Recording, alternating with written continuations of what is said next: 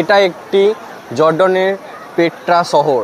তো বন্ধুরা ফাইনালি আমি চীনের প্রাচীর ঘোরা শেষ করলাম। মানে আমি তো একবার ভেবেই নিলাম যে আমি চীনেই চলে এসেছি।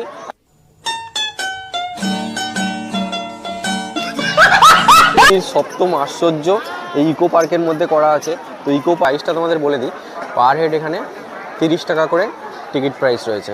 তো পিরামিড দেখো সুন্দর, মানে একদম পুরো সেম স্টাইলে তৈরি। সপ্তম আশ্চর্যের মধ্যে আরও একটি এটি, এই যে তাজমহল। পেট্রা শহর, তো এই লুকানো শহর, এটা জর্ডনের পেট্রা শহর।